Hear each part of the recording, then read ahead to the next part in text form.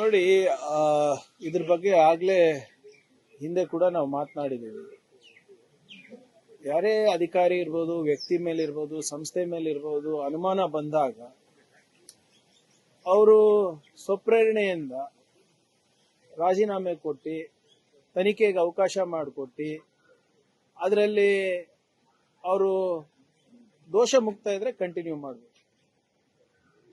ಆದ್ರೆ ಇಲ್ಲಿ ಎಲ್ಲಾ ಮೆಂಬರ್ಸು ಕೂಡ ಇವರಿಗೆ ವಜಾ ಮಾಡಬೇಕು ಅಂತ ಹೇಳಿದಾಗ ಇವರು ಹಠ ಹಿಡಿದು ಇಲ್ಲ ನಾನೇ ಇರ್ತೀನಿ ಅಂತ ಹೇಳೋದು ಸರಿ ಇರಲಿಲ್ಲ.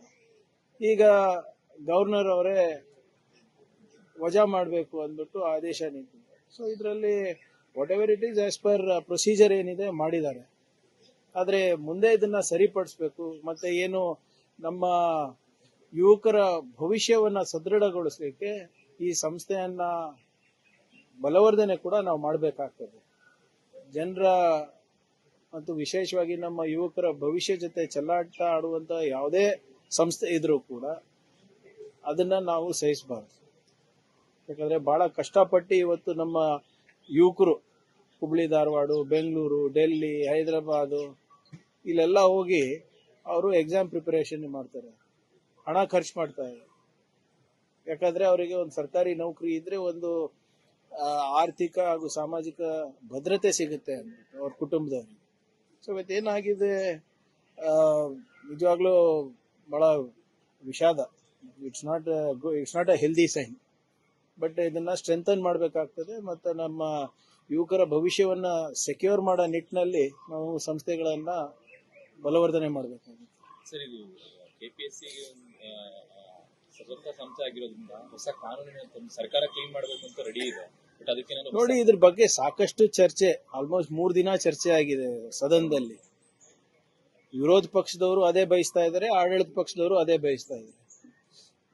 ಕೇಂದ್ರ ಸರ್ಕಾರಕ್ಕೆ ಒಂದು ಮನವಿ ಮಾಡಬೇಕು, ಜಾಯಿಂಟ್ ಆಗಿ ಏನಾದ್ರೂ ಕಾನ್ಸ್ಟಿಟ್ಯೂಷನಲ್ ರಿಫಾರ್ಮ್ಸ್ ತರಬೇಕಾಗ್ತದ ಇದಕ್ಕೆ, ಅಥವಾ ಇಲ್ಲಿ ನಾವು ಏನಾದ್ರೂ ಒಂದು ರಿಫಾರ್ಮ್ಸ್ ತರ್ಲಿಕ್ಕೆ ಸಾಧ್ಯ ಇದೆ, ಅವೆಲ್ಲ ಕಾನೂನಿನ ಸಾಧಕ ಬಾಧಕ ನೋಡ್ಕೊಂಡು ಮಾಡಿದ್ರೆ ಒಳ್ಳೆಯದು. ನೀವು ಹೇಳ್ದಂಗೆ ಯುವಕರಿನಲ್ಲಿ, ಸಾರ್ವಜನಿಕರಿನಲ್ಲಿ ಸಾಕಷ್ಟು ಅನುಮಾನ ಮೂಡಿದೆ. ಈ ಅನುಮಾನವನ್ನ ನಾವು ಸರಿಪಡಿಸಬೇಕು ಅಂದ್ರೆ ನಾವೆಲ್ಲರೂ ಒಗ್ಗಟ್ಟಾಗಿ ಒಮ್ಮನಸ್ಸಿನಿಂದ ನಮ್ಮ ಯುವಕರ ಭವಿಷ್ಯ ಪರವಾಗಿ ಕೆಲಸ ಮಾಡಬೇಕಾಗುತ್ತೆ. ನೀವು ನೋಡಿದ್ದೀರಾ, ಮೊನ್ನೆ CBSE ಎಕ್ಸಾಮ್ ಪೇಪರ್ ಲೀಕ್ ಆಗಿರೋದು, ನೀಟ್ ಪೇಪರ್ ಲೀಕ್ ಆಗಿರೋದು, ಇಲ್ಲಿ KPSC ನಲ್ಲಿ ನಡೀತಾ ಇರೋದು, ಅಥವಾ ಬೇರೆ ಬೇರೆ ಎಕ್ಸಾಮಿನೇಷನ್ ನಲ್ಲಿ ಹೇಗೆ ಮೊನ್ನೆ ರೈಲ್ವೆ ಎಕ್ಸಾಮಿನೇಷನ್ ಅಲ್ಲೂ ಕೂಡ ಆಗಿದೆ ಅಂತ ಹೇಳ್ತಾ ಇದ್ದಾರೆ. ಸೊ ಹಾಗಾಗಿ ಸ್ವಲ್ಪ ಟ್ರಸ್ಟ್ ಡೆಫಿಸಿಟ್ ಇದೆ, ನಂಬಿಕೆಯ ಕೊರತೆ ಇದೆ ಈ ಸಂಸ್ಥೆಗಳಲ್ಲಿ. ಇದರಲ್ಲಿ ಒಟ್ಟಾಗಿ ಎಲ್ಲರೂ ಸೇರ್ ಮಾಡೋದು ಸೂಕ್ತ, ನನ್ನ ವೈಯಕ್ತಿಕ ಅಭಿಪ್ರಾಯ. ಸರ್, ಮತ್ತೆ ಅಮೆರಿಕ ಇರಾನ್ ಯುದ್ಧ ನಡೀತಾ ಇದೆ, ಮತ್ತೆ ಸಂಕಷ್ಟ. ಸೆಂಟ್ರಲ್ ಗವರ್ನಮೆಂಟ್ ಯಾವ ರೀತಿ ಮಾಡ್ತಿದೆ ನೋಡಿ, ಇವರೇ ನಮ್ಮ ದೇಶದ ವಿದೇಶಾಂಗ ನೀತಿ ಡೊನಾಲ್ಡ್ ಟ್ರಂಪ್ ಅವರಿಗೆ ಅಡ ಇಟ್ಟು ಬಂದಿದ್ದಾರೆ. ಆಗ್ಲೇ ಹೋದ ಬಾರಿನೇ ನಮ್ಗೆ ಏನೇನ್ ಸಂಕಷ್ಟ ಎದುರಾಯ್ತು ನಿಮ್ಗೆ ಗೊತ್ತಿದೆ. ಝೀರೋ ಪ್ರಿಪೇರ್ಡ್ನೆಸ್ ಇತ್ತು ನಮ್ಮ ದೇಶದಲ್ಲಿ. ಯಾವ ರೀತಿ ಇಂಧನ ಸಚಿವರು ದಾರಿ ತಪ್ಪಿಸಿದ್ರು ಪಾರ್ಲಿಮೆಂಟ್ ನಲ್ಲಿ, ಅದು ಕೂಡ ಇದು ಇದೆ. $100 ಪರ್ ಬ್ಯಾರೆಲ್ ಇದ್ದಾಗ ಬೆಲೆ ಏರಿಕೆ ಮಾಡಿದ್ರು, ಅದು $40 ಇಳಿದಾಗ ಬೆಲೆ ಇಳಿಸಿಲ್ಲ. ನಮ್ಮ ವಿದೇಶಾಂಗ ಸಚಿವರು ಇದಾರೋ ಇಲ್ವೋ, ನೀತಿ ಇದೆಯೋ ಇಲ್ವೋ, ಪ್ರಧಾನ ಮಂತ್ರಿಯವರು ಹೋಗ್ಬಿಟ್ಟು ವಿದೇಶದಲ್ಲಿ ರೀಲ್ಸ್ ಮಾಡಕ್ಕಿದಾರ, ಏನು ನೀತಿ ಮಾಡಕ್ಕಿದಾರ, ಅದೇ ಗೊತ್ತಾಗ್ತಾ ಇಲ್ಲ ನಮ್ಗೆ. ಹೇಳಿ, ಇಷ್ಟೊಂದು ದೇಶ ತಿರುಗಾಡಿದಾರ ಅಂತ ಹೇಳ್ತಾರಲ್ಲ, ಇಷ್ಟೊಂದು ಅವರಿಗೆ ಮೆಡಲ್ ಸಿಕ್ಕಿದೆ ಅಂತ ಹೇಳ್ತಾರಲ್ಲ, ಎಲ್ಲ ಉನ್ನತ ಸ್ಥಾನಮಾನ ಅಥವಾ ಪದವಿಗಳು ಏನು ಅಲ್ಲಿದೆ, ಅವರಿಗೆ ಮೆಡಲ್ ಸಿಗ್ಬೇಕಾಗಿದೆ, ಎಲ್ಲಾನು ಕೊಟ್ಟಿದ್ದಾರೆ ಎಲ್ಲಾ ದೇಶದವರು. ನಮ್ಗೇನ್ ಲಾಭ ಆಯ್ತು? ಭಾರತೀಯರಿಗೆ ಏನ್ ಲಾಭ ಆಯ್ತು?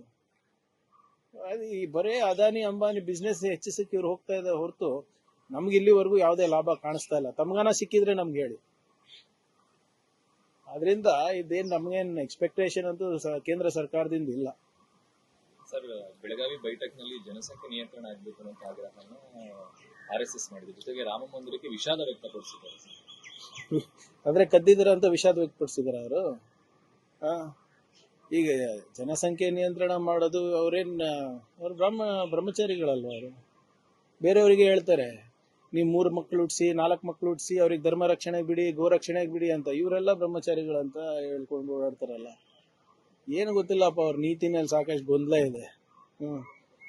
ಅವರಿಗೆ ಗೊತ್ತಿಲ್ಲ ಅವರ ಸಂಸ್ಥೆ ಏನ್ ಮಾಡ್ತಾ ಇದೆ, ಹೇಗ್ ಮಾಡ್ತಾ ಇದೆ, ಅವರ ಸಂವಿಧಾನ ಏನಿದೆ ಅಂತ ಗೊತ್ತೇ ಇಲ್ಲ. ನೀವು ಅವ್ರ ಸಂವಿಧಾನ ತೆಗೆದು ಓದ್ಬಿಡಿ. ಅವ್ರದ್ದು ಸಾಕಷ್ಟು ವಿಷಾದ ಅಷ್ಟೇ ವ್ಯಕ್ತಪಡಿಸಿ ಸರ್ ರಾಮ ಮಂದಿರ ದೇಣಿಗೆ ಆಗ್ತದೆ. ನೋಡಿ, ಫಸ್ಟ್ ಒಪ್ಕೋಬೇಕು ಅವರಿಂದ ತಪ್ಪಾಗಿದೆ ಅಂತ. ತಪ್ಪಾಗ್ಬಿಟ್ಟು ಸಾರ್ವಜನಿಕರಲ್ಲಿ ಕ್ಷಮೆ ಕೇಳಬೇಕು. ಸುಮ್ಮನೆ ಯಾವುದೋ ಪ್ರೆಸ್ ನೋಟ್ ಕೊಡೋದಲ್ಲ ಅದು.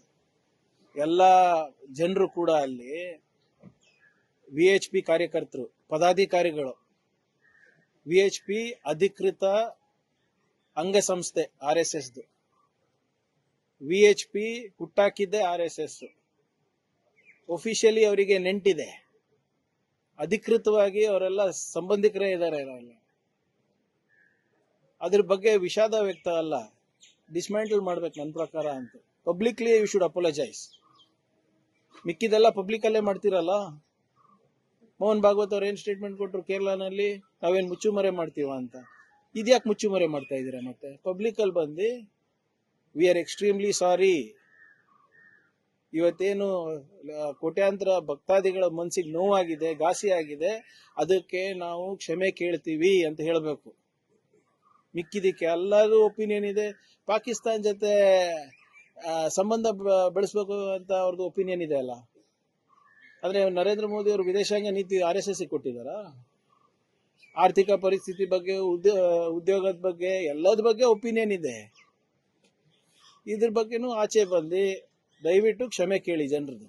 ರಾಜಕಾರಣಿಗಳು, ಪೊಲೀಸರು ಈ ರೌಡಿ ಶೀಟರ್ಗಳ ಜೊತೆಲಿ ಹುಟ್ಟುಹಬ್ಬ ಆಚರಿಸ್ಕೊಳ್ತಾ ಇರೋದು ಕಳೆದ ಒಂದಿಷ್ಟು ವರ್ಷಗಳಿಂದ ನೋಡ್ತಾ ಇದ್ದೀವಿ. ಮತ್ತೊಂದು ಲೇಟೆಸ್ಟ್ ಎಕ್ಸಾಂಪಲ್ ಯಲಹಂಕ ಲಿಮಿಟ್ಸ್ ಅಲ್ಲಿ ಅಲ್ಲಿನ ಶಾಸಕರು ಮತ್ತೊಬ್ಬ ರೌಡಿ ಶೀಟರ್ ಜೊತೆ ಕಾಣಿಸ್ಕೊಂಡಿದ್ದಾರೆ. ಈಗ ನಿಮ್ಗೆ ನೆನಪಿದ್ರೆ ಮೋದಿ ಅವರ ಲೈನಪ್ ನಲ್ಲಿ ಯಾರಿದ್ರು? ಸೈಲೆಂಟ್ ಸುನಿಲ್, ನೆನಪಿದ್ಯಾ? ಪ್ರಧಾನ ಮಂತ್ರಿನೇ ಅದ್ ಮಾಡ್ತಾ ಇರ್ಬೇಕಾದ್ರೆ ಇವ್ರದೆಲ್ಲ ಏನಿದೆ ಅಂದ್ರೆ, ಪ್ರಧಾನ ಮಂತ್ರಿ ಅವ್ರದ್ದು ಎಕ್ಸ್ ಖಾತೆ ತೆಗೆದು ನೋಡಿ, ಯಾರ್ಯಾರಿಗೆ ಫಾಲೋ ಮಾಡ್ತಾರೆ, ಯಾರು ರೌಡಿ ಶೀಟರ್ಗಳಿದ್ದಾರೆ, ಯಾರು ಪ್ರಚೋದನೆ ಭಾಷಣ ಕೊಡ್ತಾರೆ, ಅದಕ್ಕೆಲ್ಲ ಟೈಮ್ ಇದೆ. ಸೊ ಇದೆಲ್ಲ ಪಾಪ ನಡೀತದೆ. ಯಾರೋ BJP ಶಾಸಕರು ಒಬ್ರಿಗೆ ಮಾಡಿದ್ರೆ ಅವರಿಗೆ ಮೇಲಿಂದಾನೇ ಇರೋದಲ್ಲ ಇದು. ನಮ್ಮ ಅಧಿಕಾರಿಗಳಿಗೆ ಬಹಳ ಸ್ಪಷ್ಟವಾದಂತ ಆದೇಶನ ನೀಡಿದ್ದೇನೆ. ನಮ್ಮ ಅಧಿಕಾರಿಗಳು ಈ ರೌಡಿ ಶೀಟರ್ಸ್ ಜೊತೆ ಊಟ ಮಾಡೋದು, ಕೇಕ್ ಕಟ್ ಮಾಡೋದು, ಅವ್ರ ಜೊತೆ ಕುಣಿದು ಕುಪ್ಪಳಿಸೋದು, ಅವೆಲ್ಲ ಮಾಡಿದ್ರೆ I will take extremely serious action. ಬೇರೆ ಯಾರೋ ರಾಜಕಾರಣಿ ಏನೇನ್ ಮಾಡ್ತಾರೆ ವೈಯಕ್ತಿಕ, ಅದಕ್ಕೆ ನನ್ನ ಸಂಬಂಧ ಇಲ್ಲ. ನಮ್ಮ ಅಧಿಕಾರಿಗಳಿಗೆ ಆಗ್ಲೇ ಮೊದಲೇ ಮೀಟಿಂಗ್ ನಲ್ಲೇ ಸೂಚನೆ ಕೊಟ್ಟಿದ್ದಾರೆ. ಯಾರಿಗೆ ನೀವು ಒಳಗೆ ಹಾಕ್ಬೇಕು, ನೀವು ಅವ್ರ ಜೊತೆನೆ ಅವ್ರ ಹುಟ್ಟಹಬ್ಬ ಆಚರಣೆ ಮಾಡೋದು, ಅವ್ರ ಜೊತೆ ಕುತ್ಕೊಂಡು ಊಟ ಮಾಡೋದು, ಸೌಹಾರ್ದತೆ ಬೆಳೆಸಕ್ಕಂತ ಕೆಲವು ಅಧಿಕಾರಿಗಳು ಹೇಳ್ತಾರೆ. ಈ ರೀತಿ ನಾವು ಬೆಳೆಸೋದು ಸೌಹಾರ್ದತೆ ಯಾರ ಜೊತೆ? ಯಾರು ಸಮಾಜದಲ್ಲಿ ಶಾಂತಿಯನ್ನ ಕದಲ್ತಾ ಇದ್ದಾರೆ. ಸೊ ನಮ್ಮ ಇಲಾಖೆ ಸಂಬಂಧಪಟ್ಟಾಗ as we will take action if there is anything. ಮಿಕ್ಕಿದ ಯಾರು MLA ಯಾರ ಜೊತೆ ಇರ್ತಾರೆ ಅದು ನಮ್ಮ ಸಂಬಂಧ ಇಲ್ಲ. Chairman has been removed after governor signed the letter. No, it's very unfortunate that this has happened, and there is a huge trust deficit for the Public Service Commission, and you need drastic reforms considering the NEET paper leak, considering what has happened in the CBSE, and more importantly the doubts cast on the KPSC chairman is extremely